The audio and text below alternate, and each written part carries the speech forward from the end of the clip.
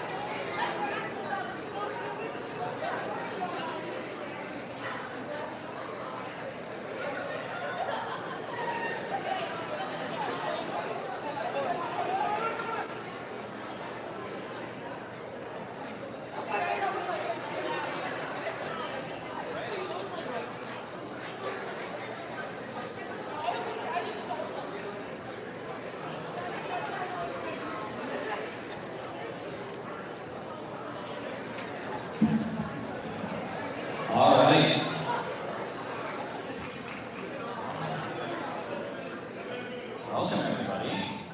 2023 Poetry Out Loud finalists. This is really exciting.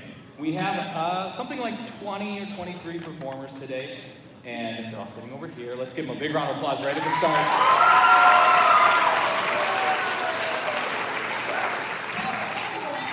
So if you've never done this before, how it works, the poets are going to come up here.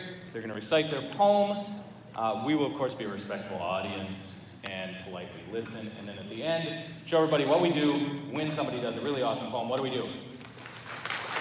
Yeah. Then our poets are going to go get their picture taken, and they'll sit down. Our judges up here, I can't really see them, but you know, they're all there. They're going to give them scores, and then the top 3 from this competition will move on to the state regionals and semifinals level. Yeah, anything else this morning? Is that good? Cell phones? Yeah, put your phones away. I forgot to say it because you know this. I don't need to say it. Put your phones away. You're here because you want to be here. Right? Otherwise, you should be in your 5th and 6th hour class if you don't want to be here.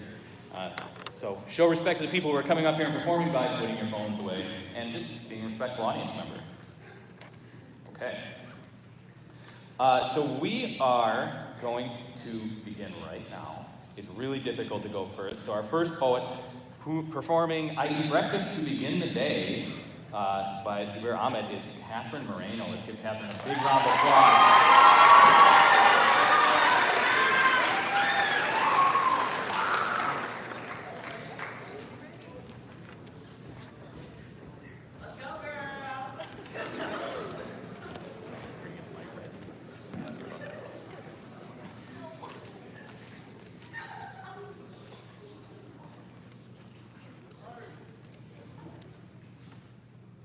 I Eat Breakfast to Begin the Day by Zubair Ahmed.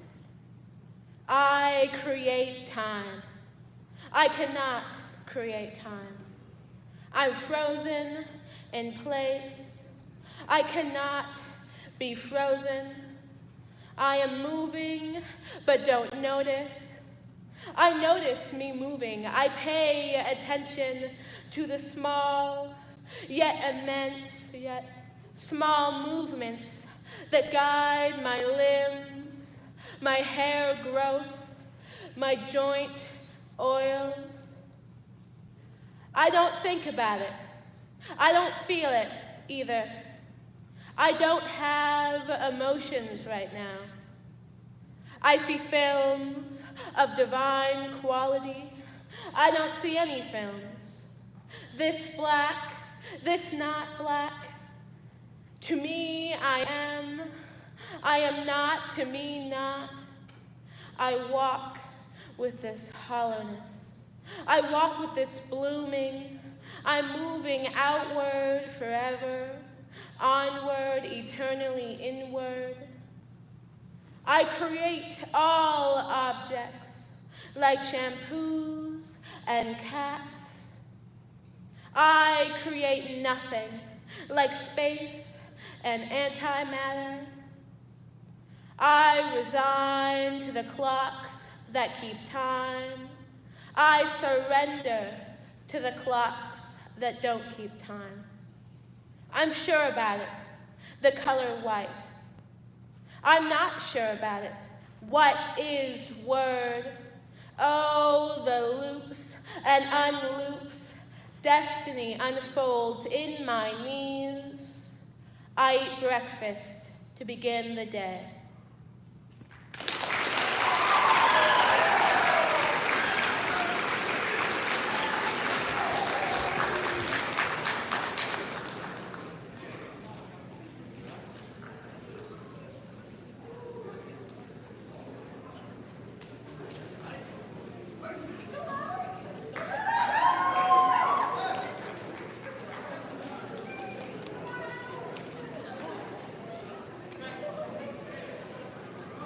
Okay, we'll wait for our judges for just a minute. Up next, we have Alex Ryakov, who's doing I Am Offering This Poem by Jimmy Santiago Vaca. Big round of applause.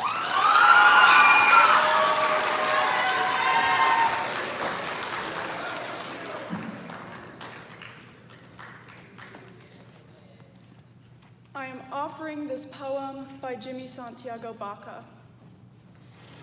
I am offering this poem to you since I have nothing else to give. Keep it like a warm coat when winter comes to cover you, or like a pair of thick socks the cold cannot bite through. I love you. I have nothing else to give you, so it is a pot full of yellow corn to warm your belly in winter. It is a scarf for your head to wear over your hair, to tie up around your face. I love you. Keep this. Treasure this as you would if you were lost, needing direction. In the wilderness, life becomes when mature. And in the corner of your drawer, tucked away like a cabin or hogan, in dense trees come knocking, and I will answer, give you directions, and let you warm yourself by this fire, rest by this fire, and make you feel safe. I love you. It's all I have to give, and all anyone needs to live, and to go on living inside. When the world outside no longer cares if you live or die, remember, I love you.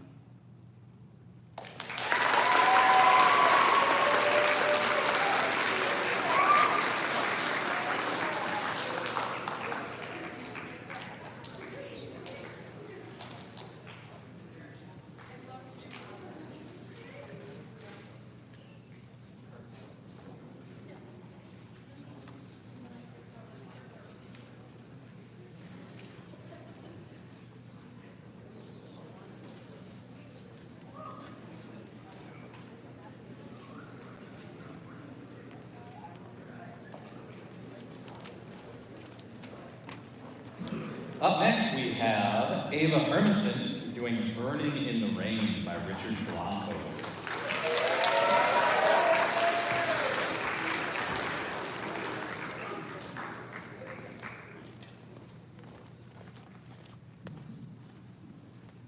All right.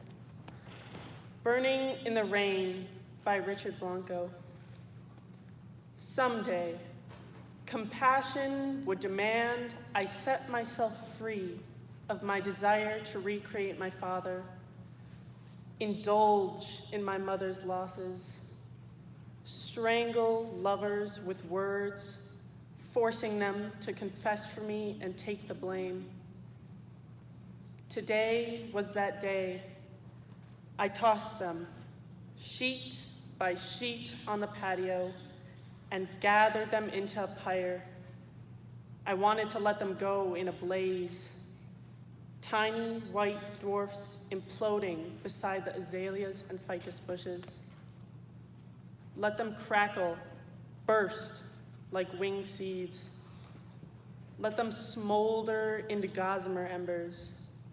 1,000 gray butterflies in the wind. Today was that day.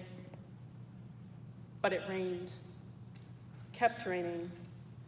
Instead of fire, water, drops. Knocking on doors, wetting windows into mirrors, reflecting me in the oaks. The garden walls and stones swelling into ghostlier shades of themselves. The wind chimes giggling in the storm. A coffee cup left overflowing with rain. Instead of burning, my pages turned into water lilies, floating over puddles. Then tiny white cliffs as the sun set, finally drying all night under the moon into paper mache souvenirs. Today, the rain would not let their lives burn.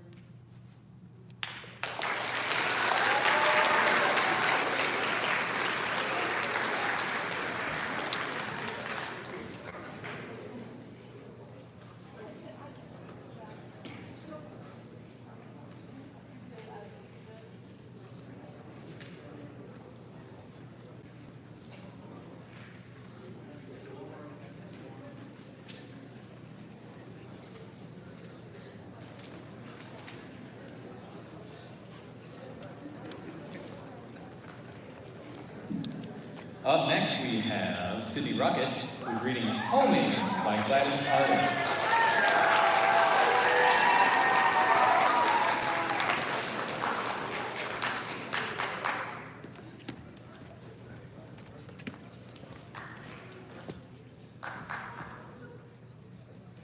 Combing by Gladys Cardiff. Bending, I bow my head and lay my hands upon her hair, combing, and think how women do this for each other. My daughter's hair curls against the comb, wet and fragrant orange parings. Her face, downcast, is quiet for one so young. I take her place. Beneath my mother's hands, I feel the braids drawn up tight as piano wires and singing, vinegar rinsed. Sitting before the oven, I hear the orange coils tick, the early hour before school. She combed her grandmother Matilda's hair using a comb made out of bone.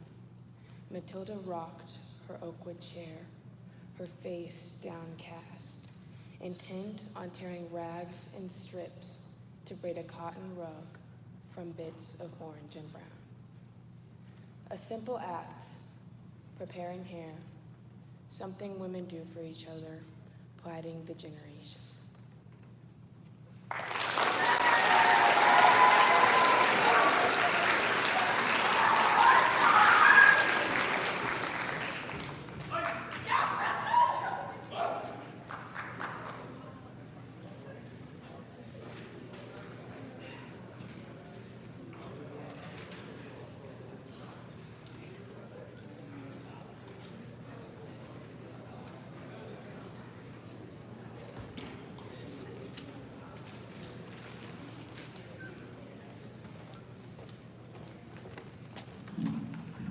Up next we have Crystal Mendez, who's reading April Love by Ernest Ross.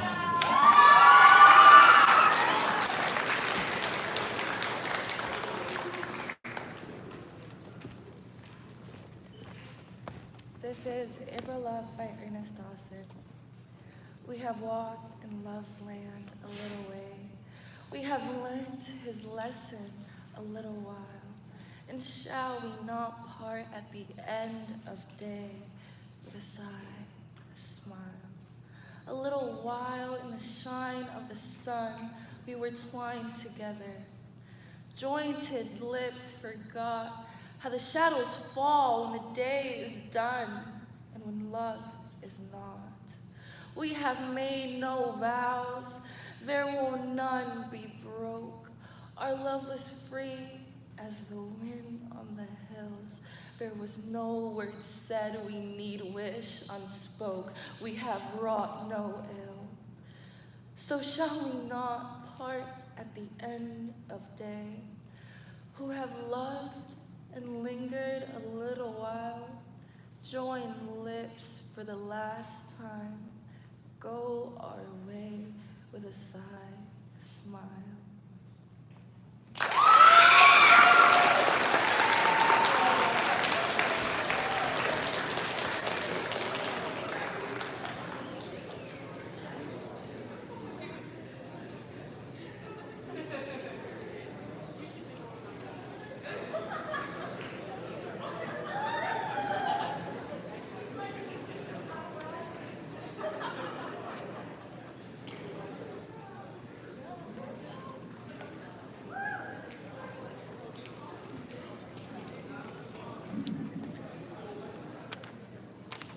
Okay, up next we've got Emerson Shank, who is reading Cartoon Physics Part 1 by Nick Flynn.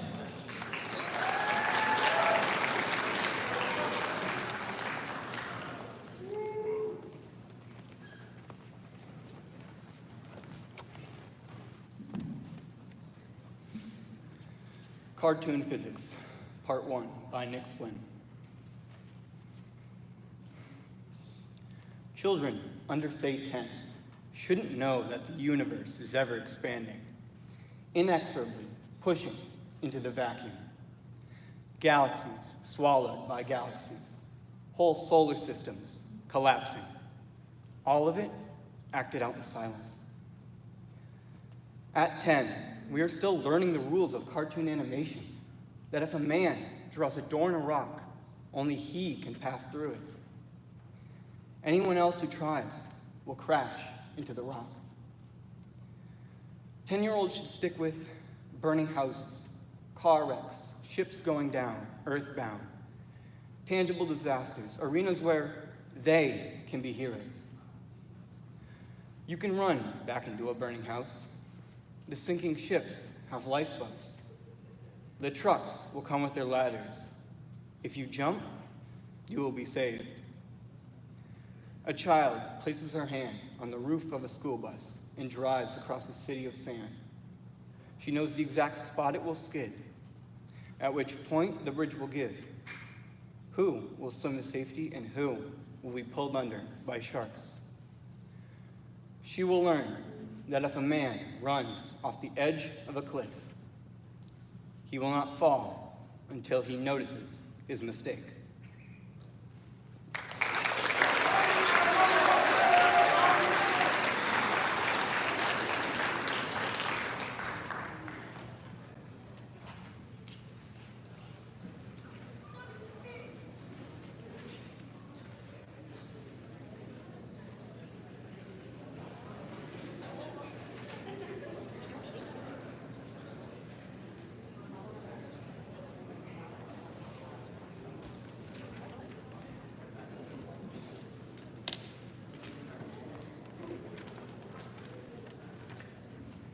Up next we have Izzy Anderson Tita, and she's reading Echo by Daryl Hine.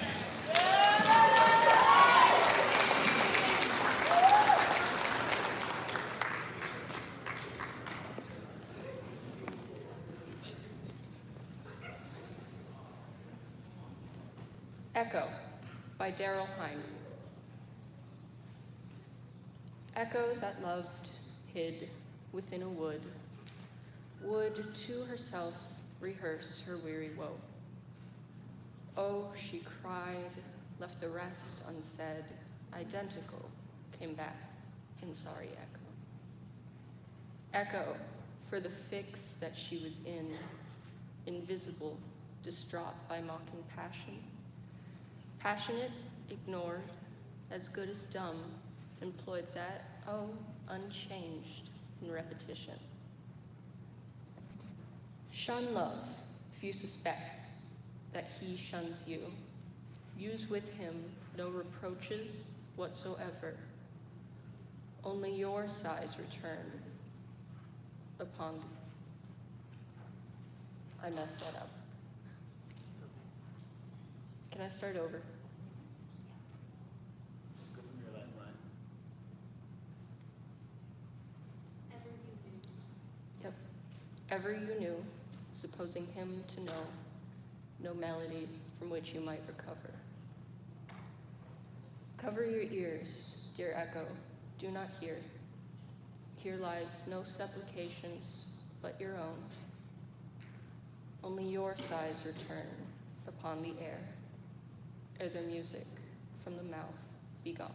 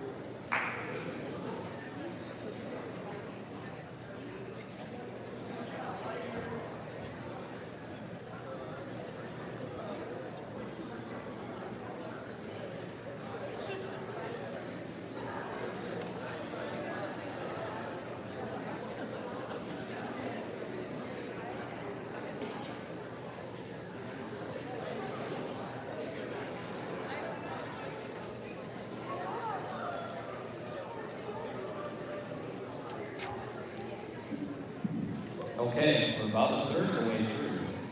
There are some voices in the back. We hear you. It's annoying. Stop. And be respectful. Up next, we have Sanaya Lee, who's reading I Look at the World by Langston Hughes.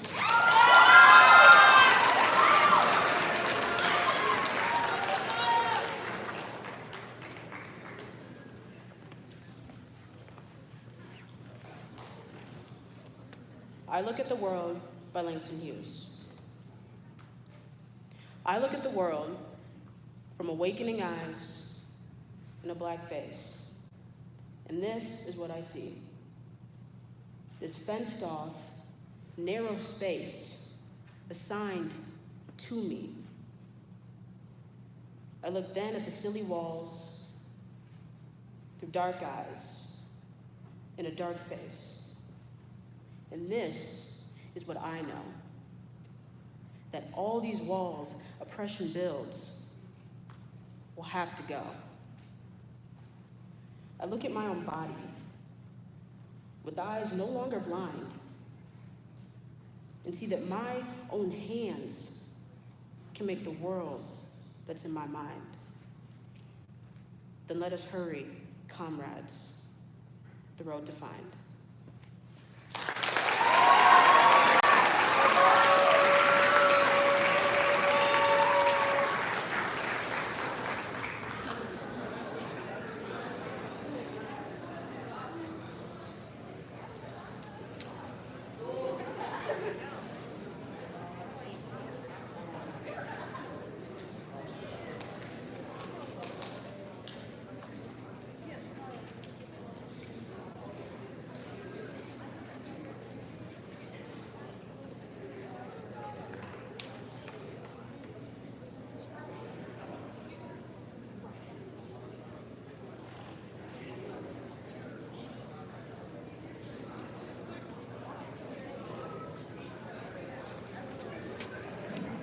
Okay, up next, we have Jay Scoblin, who's reading The Bloody Sire by Robinson Jeffers.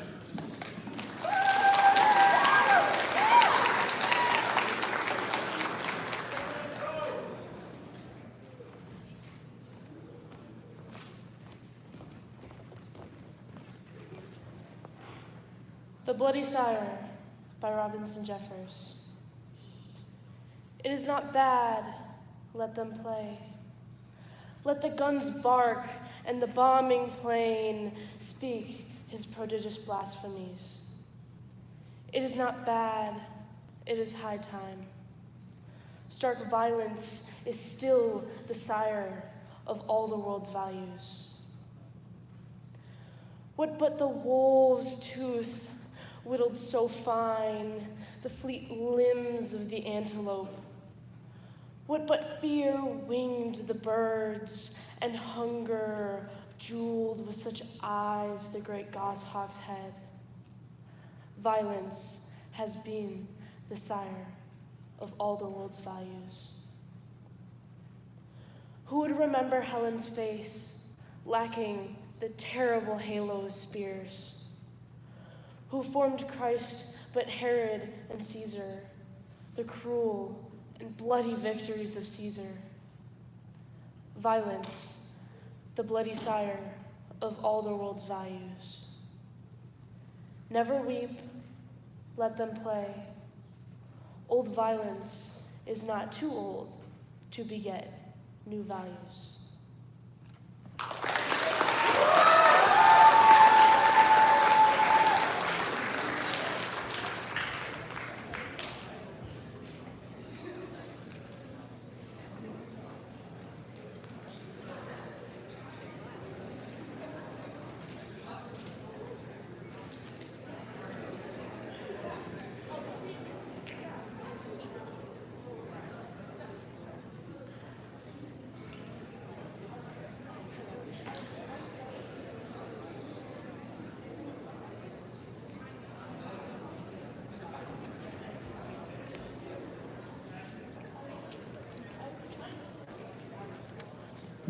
Okay, up next we have Sigrid Gomez reading Ways of Talking by Ha Jin.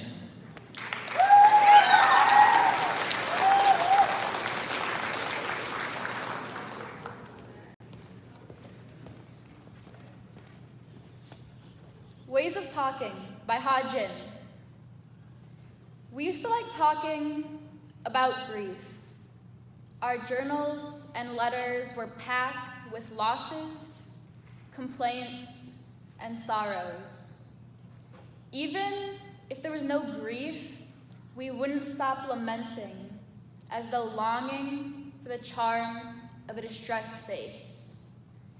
Then, we couldn't help expressing grief. So many things descended without warning.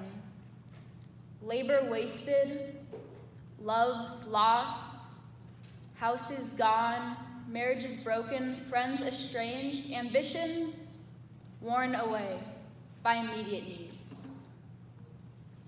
Words lined up in our throats for a good whining. Grief seemed like an endless river, the only immortal flow of life. After losing a land and then giving up a tongue, we stopped talking of grief. Smiles began to brighten our faces. We laugh a lot at our own mess. Things become beautiful, even hailstones in the strawberry fields.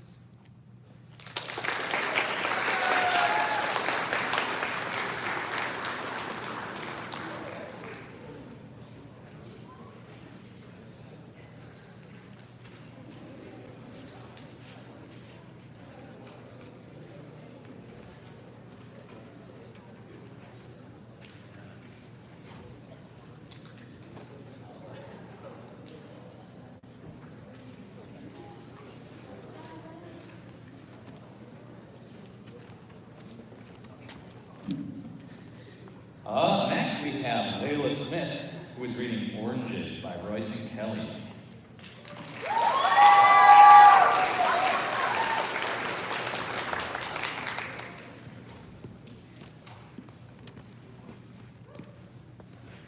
Oranges by Rose and Kelly.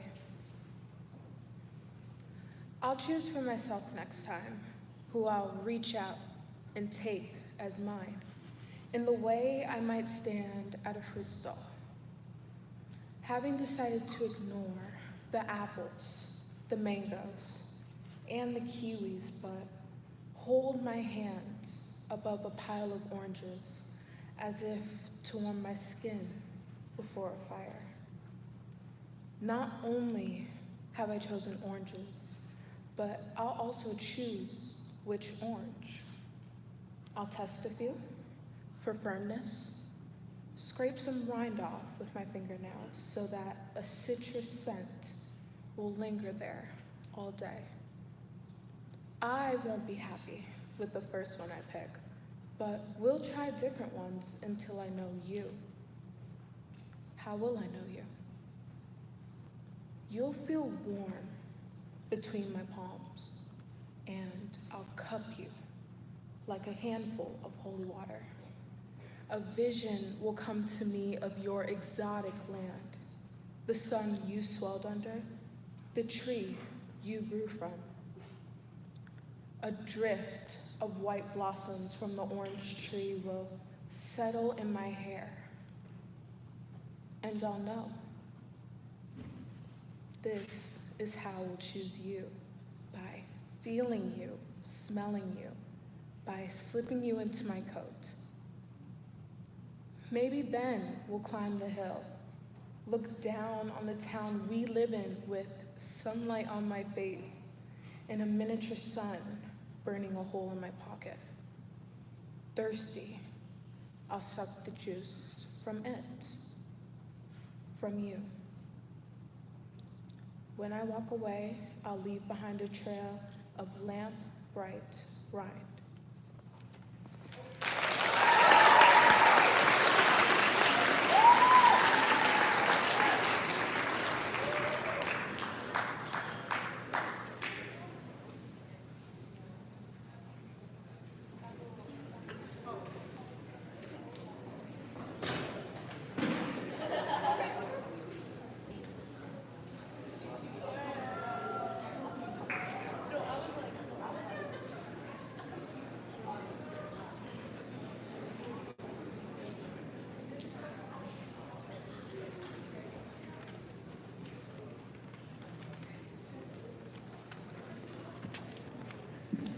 Okay, up next we have Ian Hain reading Abandoned Farmhouse by Ted Kuzer.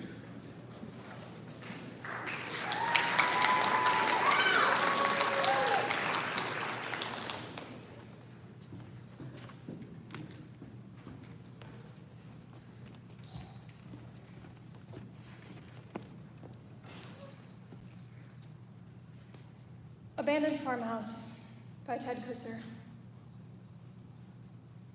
He was a big man, says the size of his shoes on a pile of broken dishes by the house.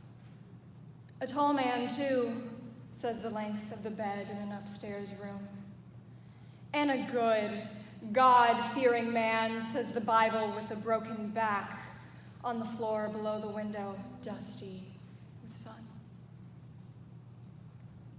But not a man for farming, say the fields cluttered with boulders in the leaky barn.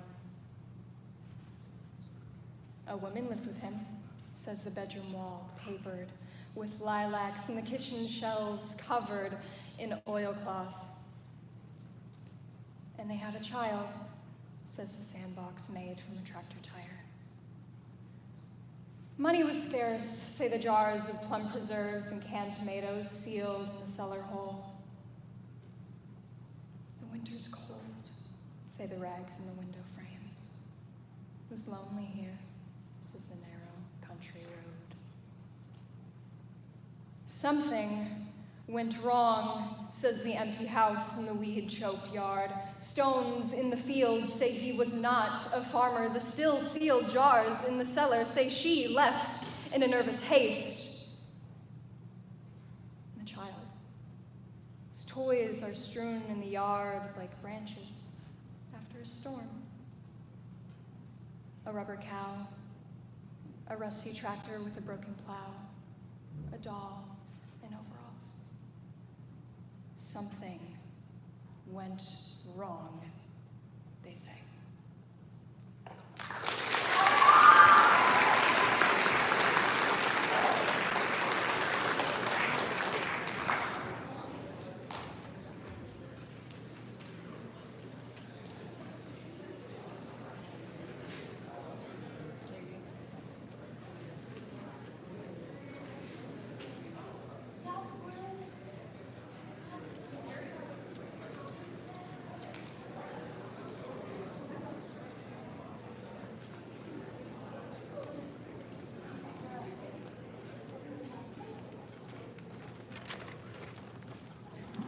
Next we have Flynn Schnellinger reading Carnival by Rebecca Lindenberg.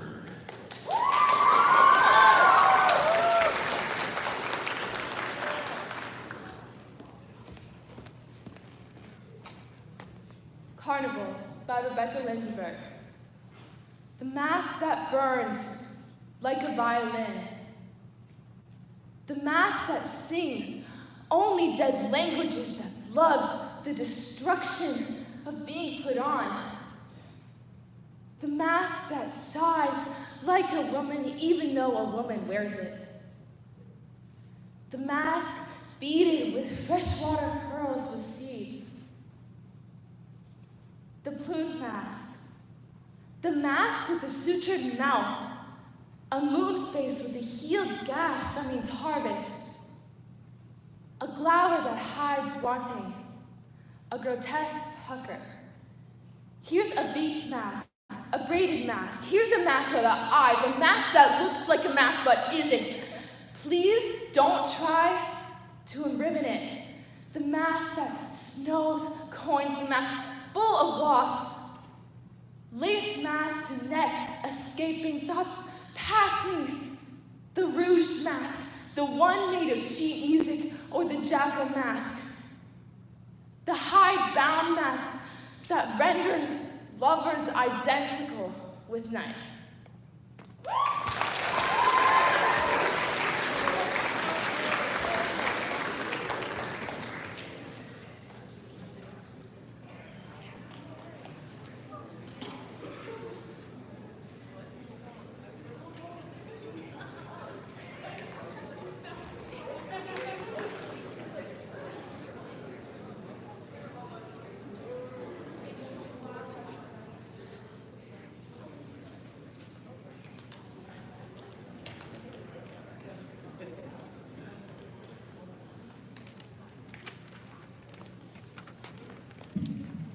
Next we have Anders Guy, who's reading What the Oracle Said by Shara McCollum.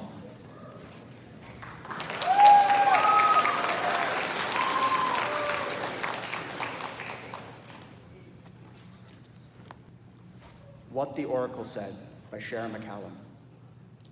You will leave your home, nothing will hold you. You will wear dresses of gold, skins of silver, copper, and bronze. The sky above you will shift in meaning each time you think you understand. You will spend a lifetime chipping away layers of flesh. The shadow of your scales will always remain. You will be marked by sulfur and salt. You will bathe endlessly in clear streams and fail to rid yourself of that scent. Your feet will never be your own. Stone will be your path. Storms will follow in your wake, destroying all those who take you in. You will desert your children, kill your lovers, and devour their flesh. You will love no one but the wind and ache of your bones. Neither will love you in return. With time, your hair will grow matted and dull. Your skin will gape and hang in long folds. Your eyes will cease to shine, but nothing will ever be enough. The sea will never take you back.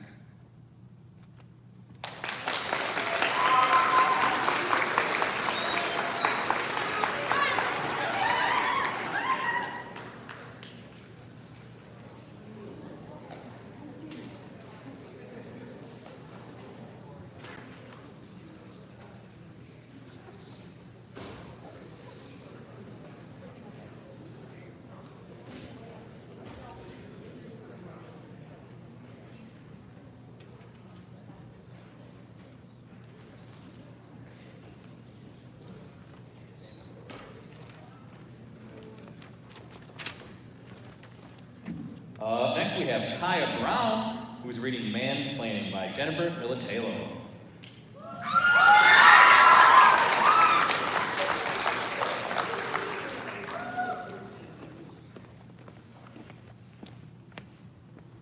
Mansplaining by Jennifer Militello. Dear sir, your air of authority leaves me lost. Eases me from a place of ease. Contracts with my contradictions to take me from a place. Autopilots my autobiography, frightens my fright, sighs with my breath, wins at my race. Your certainty has me curtained. Your nerve has me nervous. Your childhood has me childlike. And your nastiness nests in my belfry like a hawk. You are beyond and above my slice of sky, peach as a pie, bourbon as its pit. You are spit and vinegar while I sour in my bowl. You bowl me over while I tread lightly on my feet. You walk on water while I sink. You witness me, fisherman, boat on the lake, while I struggle and burble and brittle and drop. You wink at me, and I must relate. I close my eyes to erase you, and you are written in my lids. A litmus test, a form of layer. God with 3 days of facial growth and an old bouquet for a face, soap and water for a brain. I have no handsome answer. I have no pillar of salt or shoulder to look over. I have no feather to weigh. I have no bubble to burst. I am less to myself, a character in a drama, a drumbeat, a benevolence, a blight. All parts of me say shoot on sight. Aim for an artery or an organ. Good night.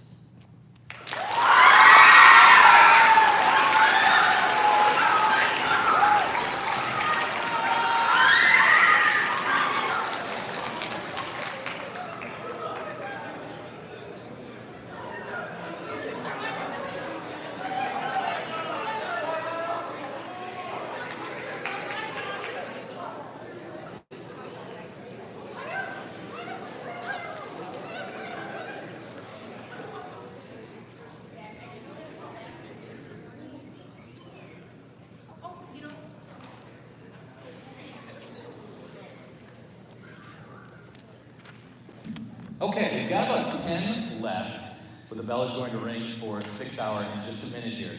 So what this means is, when the bell rings, we're all going to just stay in our seats unless you really need to go somewhere, and then you're going to come find an adult, and you can come talk to them. And we'll let you out, do whatever. But it's going to ring at 2, it's going to ring on 2:04 and 2:05, and then at like 2:06 or 7, we're going to start up again. So take a moment, you can stretch. If you need to go somewhere, talk to an adult, otherwise the expectation is that you'll stay here.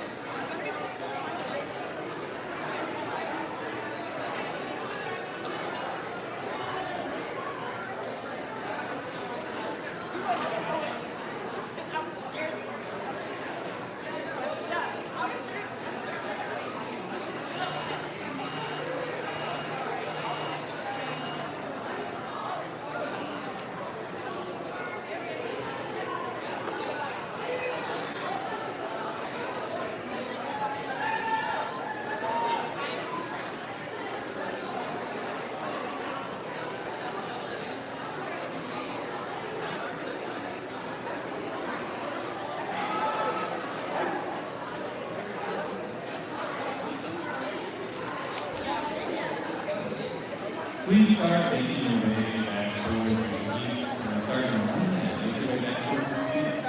Can I get a closing speech? Can I get a quick speech? You didn't do it.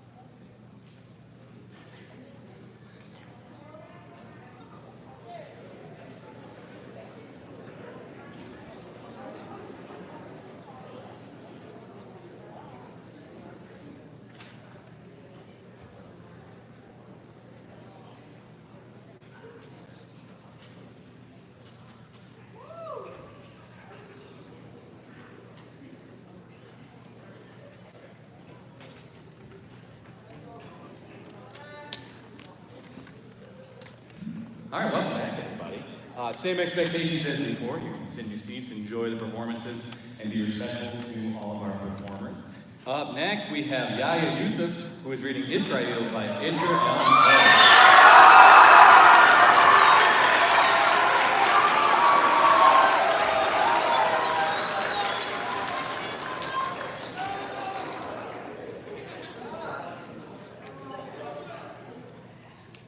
Israel by Edgar Allan Poe. In heaven, a spirit doth dwell, whose heartstrings are a lute. None sing so wildly well as the angel Israel. And the giddy stars, so legends tell, ceasing their hymns attend the spell of his voice, all mute. Tottering above in her highest noon, the enamored moon blushes with love, while to listen, the red levin, with the rapid Pleiades, even which were set, pauses in heaven. And they say, the starry choir and the other listening things, that Israel's fire is owing to that lyre by which he sits and sings, the trembling living wire of those unusual strings. But the skies that angel trod, where deep thoughts are a duty, where loves are grown up God, where the hoory glances are imbued with all the beauty, which we worship in a star. Therefore, thou art not wrong, Israel, who despisest an unimpassioned song. To thee the laurels belong, best bard, because the wisest merrily live and long. The ecstasies above with thy burning measures suit, thy grief, thy joy, thy hate, thy love, with the fervor of thy lute, well may the stars be mute. Yes, heaven is thine, but this is a world of sweets and sours. Our flowers are merely flowers. In the shadow of thy perfect bliss is the sunshine of ours. If I could dwell where Israel hath dwelt, and he were I, he might not sing so wildly well, a mortal melody, while a bolder note than this might swell from my lyre within the sky.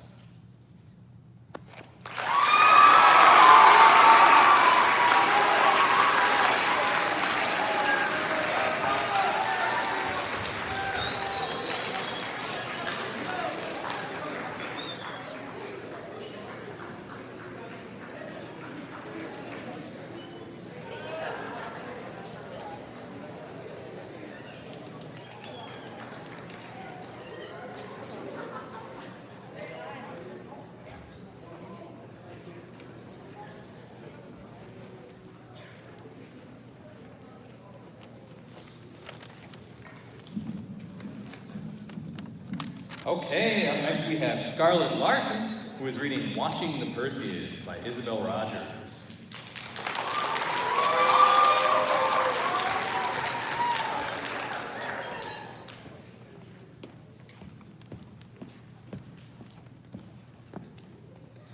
Watching the Perseids by Isabel Rogers. The parrot, Einstein of birds who can count and reason calmly in our tongue while outliving us, disdains the ostrich. For all its sprint records, the ostrich will be remembered for hiding from the truth. You can't outrun stupid. We, the people, hold some truths to be self-evident. Our magnificent brain in a body that can't flee, can't smell fear, can't hear death, can't see straight. Even so, our retinas with rods and cones, as intricate as any telescope array, evolved to see a predator slide out of a bleak shadow and give us time to bolt.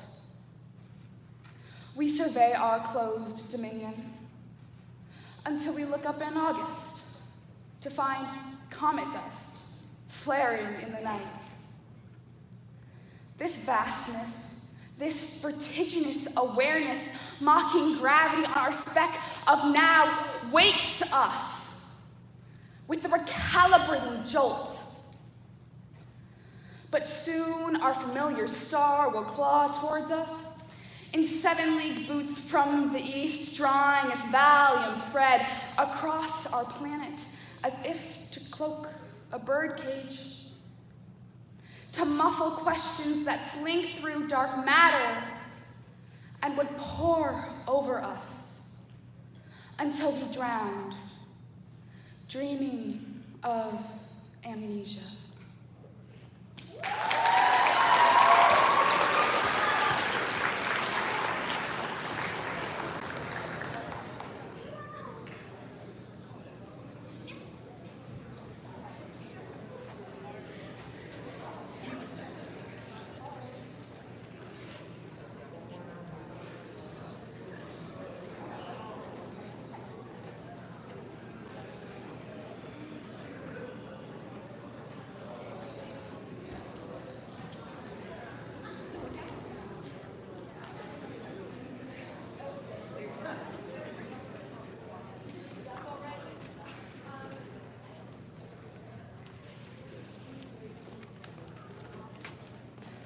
Next we have Bronwyn Kemick, who is reading Larkin-esque by Michael Ryan.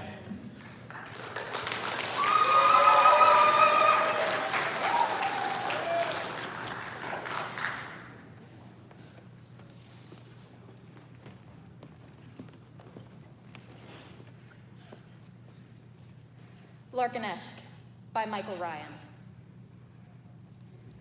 Reading in the paper a summary of a 5-year psychological study that shows those perceived as most beautiful are treated differently. I think they could have just asked me, remembering a kind of pudgy kid in late puberty, the bloody noses and wisecracks because I wore glasses. Though we all know by now how awful it is for the busty starlet no one takes seriously, the loveliest women I've lunched with lamenting the opacity of the body. They can never trust a man's interest, even when he seems not just out for sex. Eyes focus on me above rim of wine glass, and who would want to live like this? And what does beauty do to a man?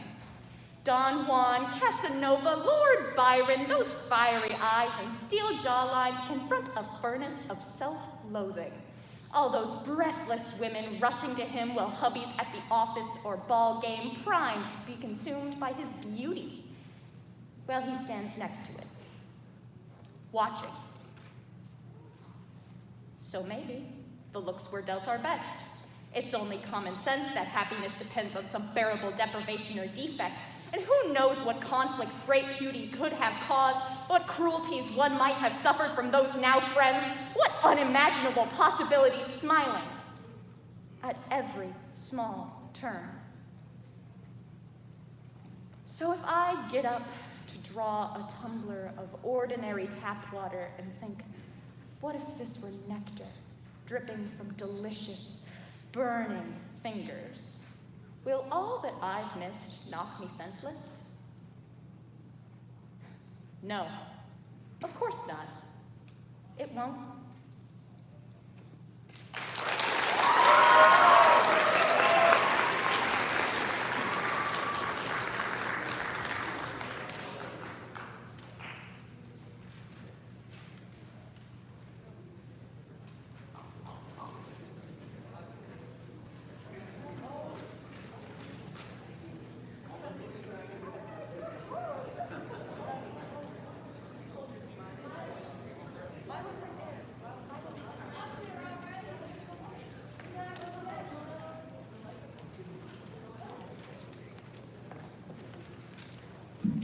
Okay, up next we have Milo Larson, who's reading Alive by Natasha Shajay.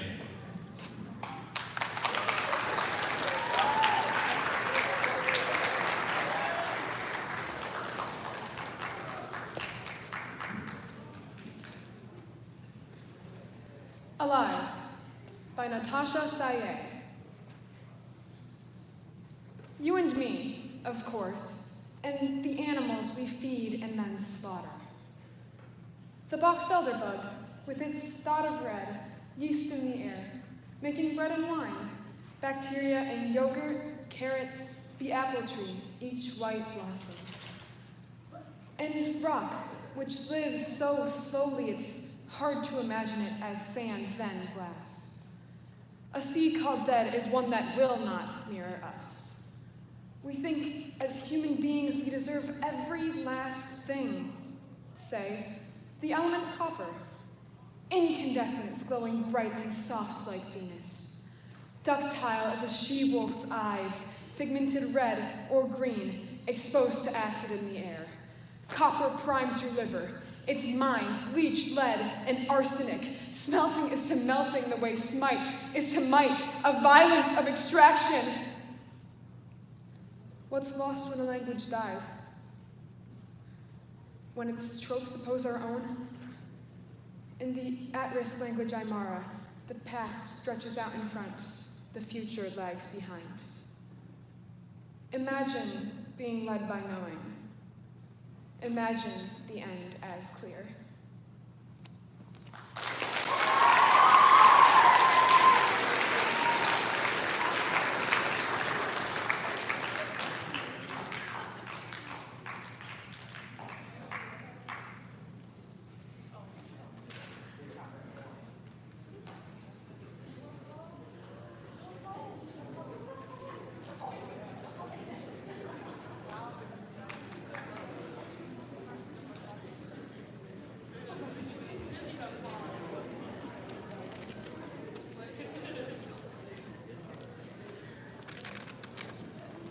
Next, we have Sabrina Racine reading The Work of Happiness by May Sargent.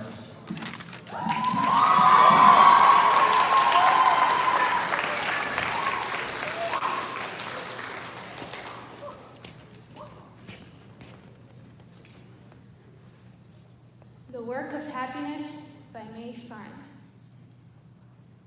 I thought of happiness, how it is woven out of the silence in the empty house each day, and how it's not sudden, and it is not given, but is creation itself, like the growth of a tree.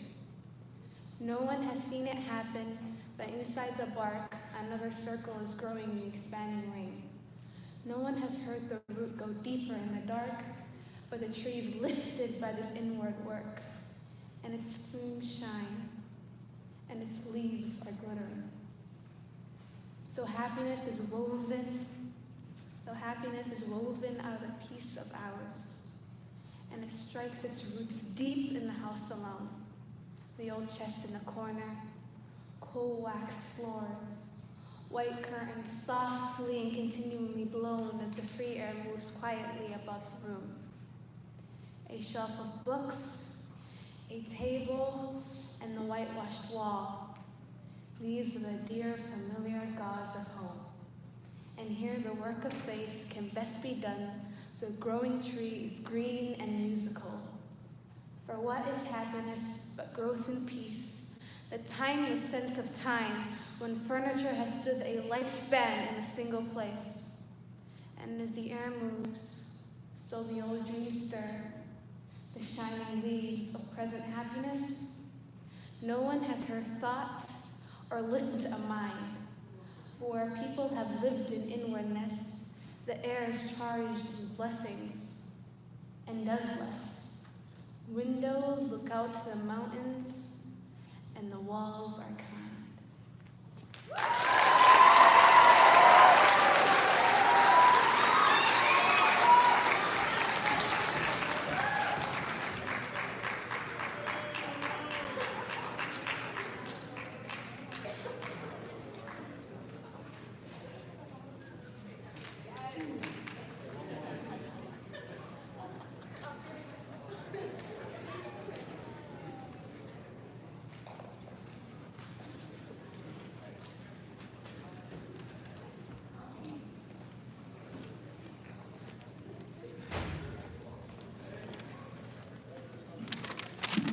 Next, we have Silas Falbo with The World in Evening by Rachel Sherwood.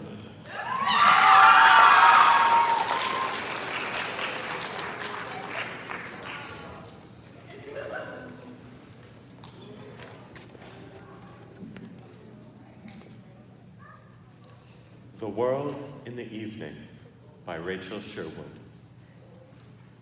As this suburban summer wanders towards dark, cats watch from their driveways.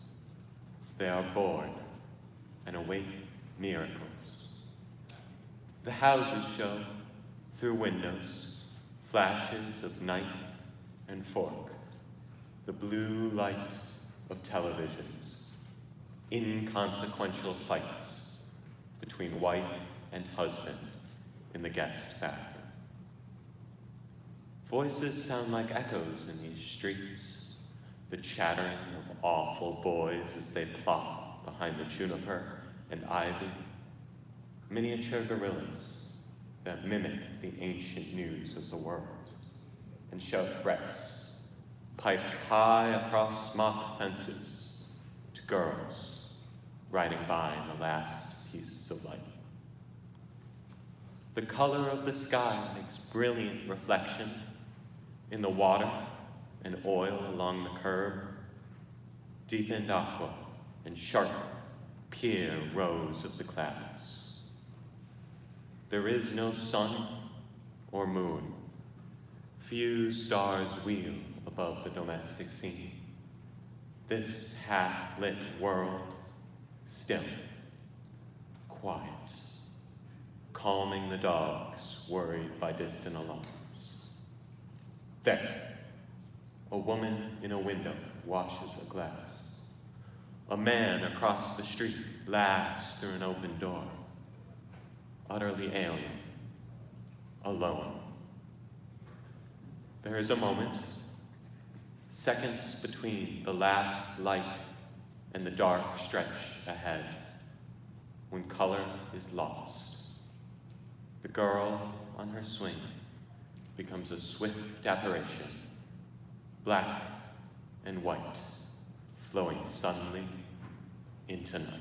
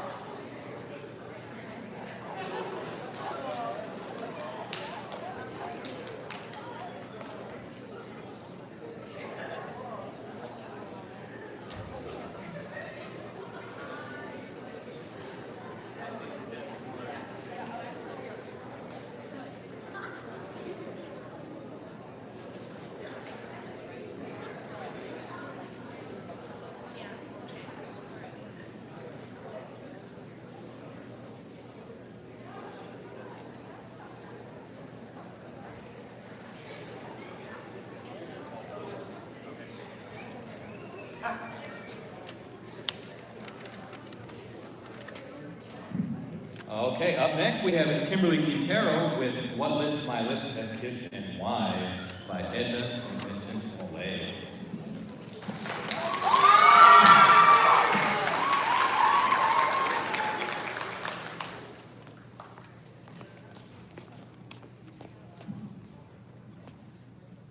Okay. What lips my lips have kissed and where and why by Edna St. Vincent Millay. What lips my lips have kissed and where and why. I have forgotten, and what arms have lain under my head till morning. But the rain is full of ghosts tonight that tap and sigh upon the glass and listen for reply. And in my heart there stirs a quiet pain for unremembered lads that not again will turn to me at midnight with a cry. Thus, in the winter stands the lonely tree, nor knows what birds have vanished one by one, yet knows its boughs more silent than before. I cannot say what loves have come and gone. I only know that summer sang in me a little while, that in me sings no more.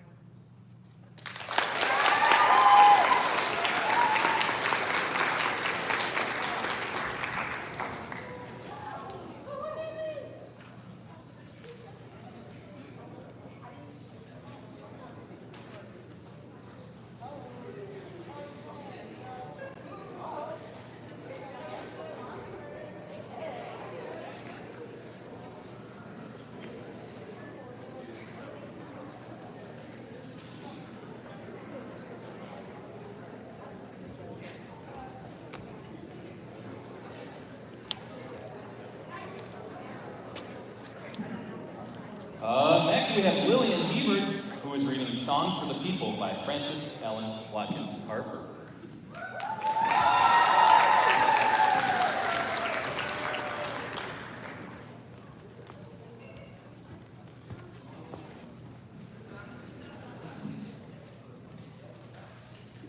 Songs for the People by Frances Ellen Watkins Harper.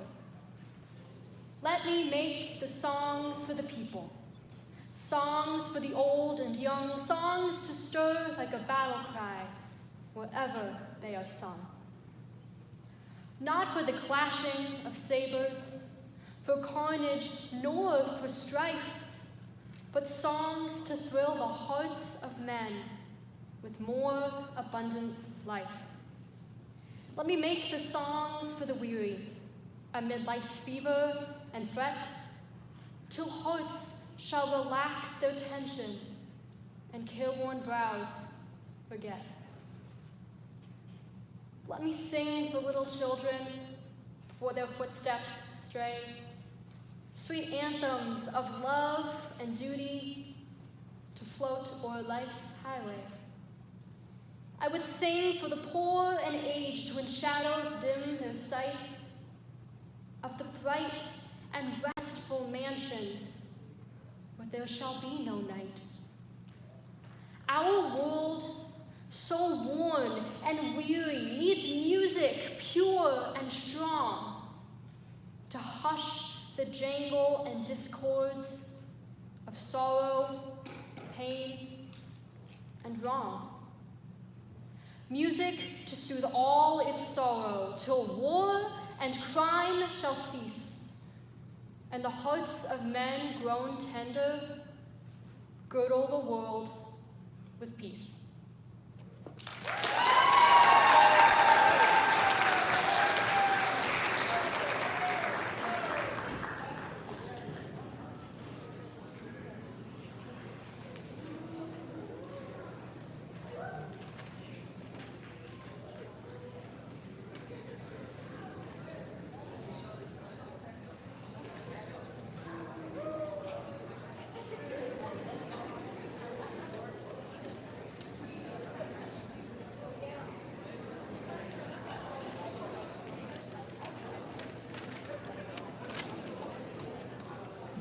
All right, up next we have Ari Kimball, who is reading It Was Not Death, For I Stood Up by Emily Dickinson.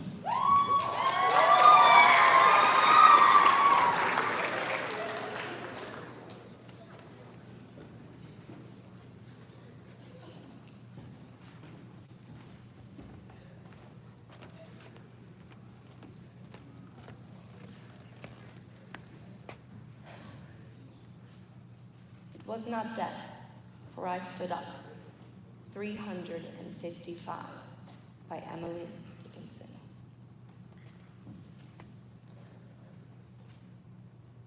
It was not death, for I stood up, and all the dead lie down. It was not night, for all the bells put out their tongues for noon.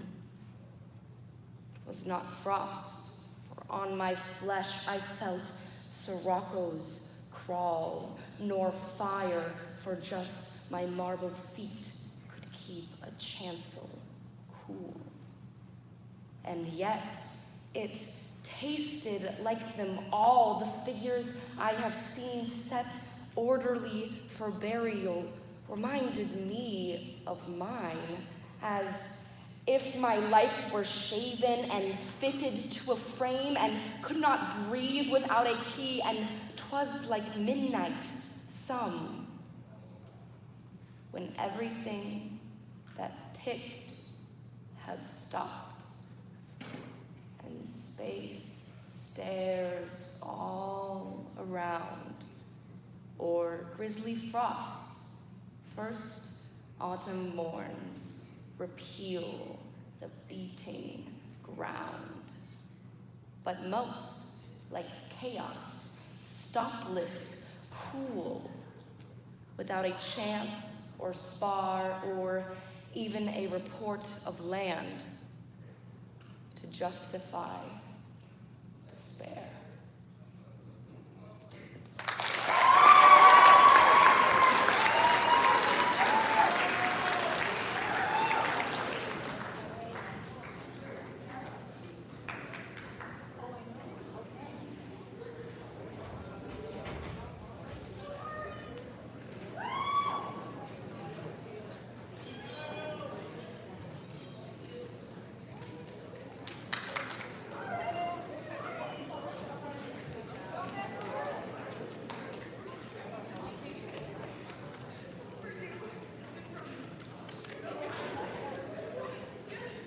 All right, up next we have Roman Kamiko, who is reading They Buried Their Son Last Winter by Sirhi Sadan.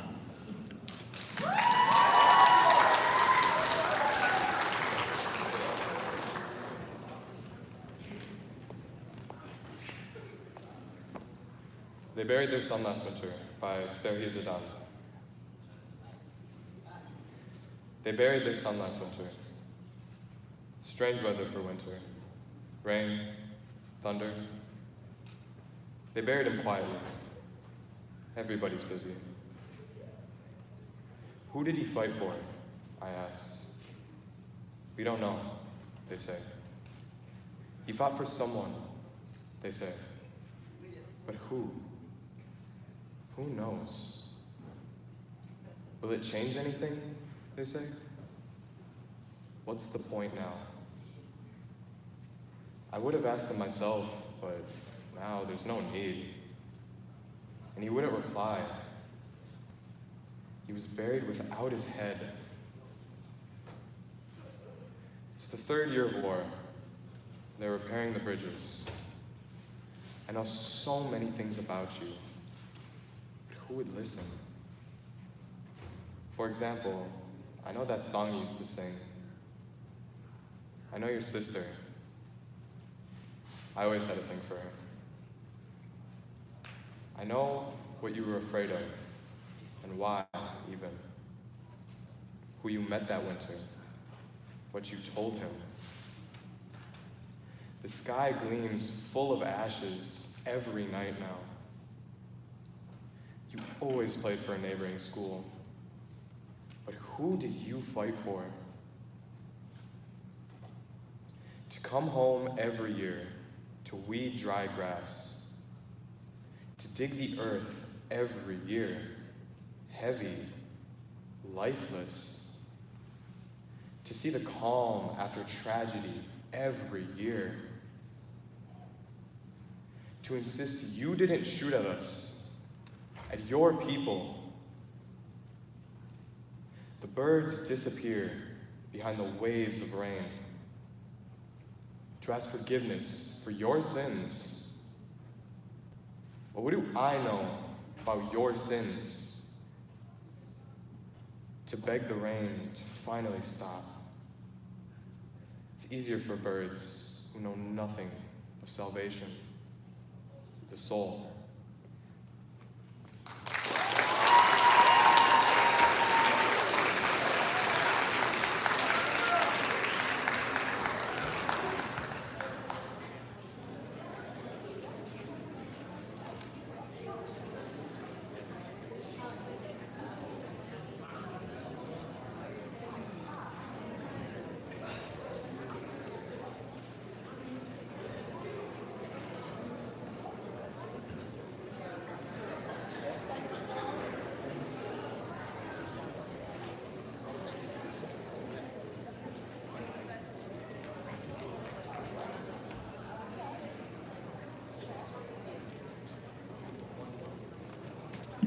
Okay, I've got some thank yous that we're going to do first. But first, let's give a big round of applause to all of our performers.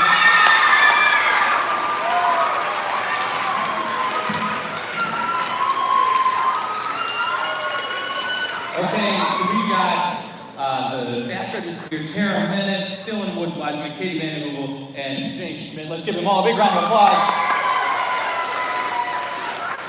Our student judges, who are all previous performers and all state-bound Poetry Out Loud performers, Evan Nordstrom, Kiara Brown, and Keswick Couch. And we had a replacement. There's another student judge. Did I miss one? Anna Manson. Also, let's drop a round of applause for Anna.